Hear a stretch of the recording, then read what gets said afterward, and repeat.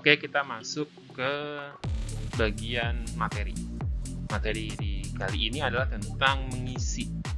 Mengisi itu artinya filling, bisa diisi dengan hyaluronic acid ataupun fat transfer. Mungkin untuk fat transfer belum banyak yang tahu, kemudian untuk hyaluronic acid filler mungkin udah banyak sering sudah dibilang di media-media, udah filler aja, tapi ada filler itu apa sih sebenarnya? Kapan kita pakai filler atau hyaluronic acid filler, kapan kita pakai fat? Hyaluronic acid filler yang paling banyak dipakai di klinik-klinik estetik, paling banyak dipromosikan bahkan di Instagram, di Twitter, di YouTube. Banyak banget yang mengerjakan ini. Enaknya apa sih? Dia dapat dikerjakan di klinik tanpa bius. Kemudian minimal downtime, terutama pasien-pasien yang, dok, aduh deh, pengen cantik, pengen oke, tapi saya nggak mau ada yang bengkak-bengkak. Kemudian nyerinya minimal, dan enak lagi hasil dapat diprediksi.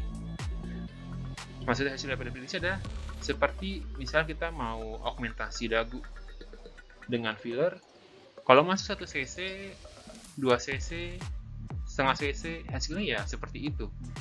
Tidak akan berubah sampai filler itu diserap oleh tubuh secara sempurna. Kemudian harga filler itu murah, lebih terjangkau dibanding operasi dengan lemak. Cuma ada minusnya juga. Hyaluronic filler terasa mahal karena harus diulang, harus di-retouch, karena sifatnya tidak permanen, tidak tahan lama. Jadi mungkin 1 tahun, 1,5 tahun perlu di-retouch tergantung merek atau tergantung sifat filler yang dipakai. Kadang juga teraba dari luar, sehingga terasa seperti ada yang granjel-granjel di dagu, ataupun di hidung, atau kadang di lower eye. Nah, ini yang fat transfer nih, mungkin belum banyak yang tahu. Fat transfer itu adalah memindahkan lemak dari donor ke daerah diinginkan atau resipien. Donornya biasanya sih bisa dari perut, dari inner thigh atau paha dalam. Nanti kita olah, kita masukkan ke, misalnya pengennya untuk mengisi forehead, mengisi dahi, ataupun mengisi bawah mata. Dia plusnya apa sih? Ini kan benda hidup yang kita masukkan. Dia bisa bertahan 10-15 tahun. Jadi secara jangka panjang dia lebih murah karena dia nggak perlu retouch. Cuman gak enaknya pas sekali bayar, kita kan spending akan lebih banyak, lebih mahal. Dan ini adalah operasi, bukan non-invasif atau minimal invasive treatment. Dan perlu dibius oleh dokter anestesi. Nah, kadang-kadang memasukkan benda hidup ya, lemak. Jadi hasilnya itu bisa nggak diprediksi gitu. Karena kasarnya, misalnya kita pindah dari kosan A ke kosan B. Mungkin kita nggak nyaman di kosan B. Karena tetangganya toksik, tetangganya nggak enak gitu ya misalnya. Maka ada sebagian yang lemak yang dia tidak bisa hidup di tempat itu. Nah, mungkin analoginya seperti itu ya. Kemudian ada scar pada area donor. Donor kan biasanya di perut, di inner thigh atau paha dalam. Ada jahitan, menurutku sih tidak terlalu bermasalah ya, karena paling cuma 1-2 mili dan nanti mungkin 6 bulan, 1 tahun dia sudah hilang. Kesimpulan dari aku, pearls dari saya, kalau masih baru, masih pengen coba-coba, filler aja dulu, karena sifatnya dia tidak permanen.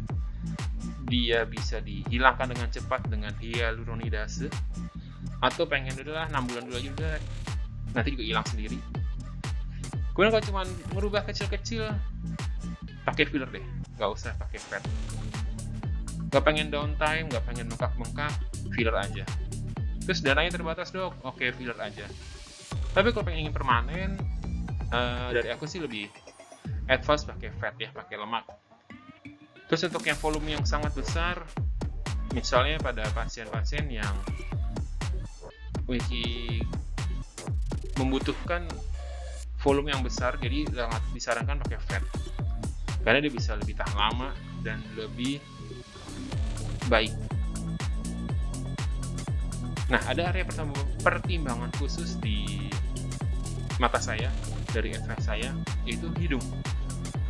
Karena gimana pun hidung ini akan terlihat pertama kali di orang.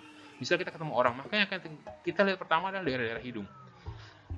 Karena tiap milimeter penambahan di daerah hidung adalah suatu perubahan yang sangat besar. Karena itu, apabila menggunakan filler di daerah hidung, apalagi ada yang namanya sekarang thread augmentation, tanam benang di hidung, perlu diingat bahwa seringkali filler masih ada sisa. Kalaupun hilang, masih ada scar atau jaringan parut di bawahnya yang harus dibersihkan dulu apabila nanti pasien ingin rinoplasti atau nose job lah istilahnya di media.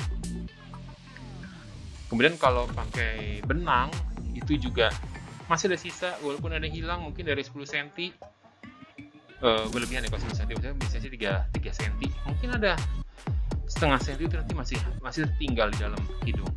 Itu pengalaman saya, mungkin pengalaman dari teman-teman bedah plastik juga, bila mendapatkan pasien-pasien secondary dari filler ataupun dari benang, kita akan menemukan sisa-sisa dari filler itu.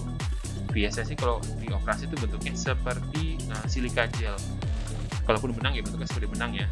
Kalaupun benar-benar hilang semua, biasanya mereka meninggalkan scar dan seringkali berpengaruh pada kontur kulit yang ada di hidung.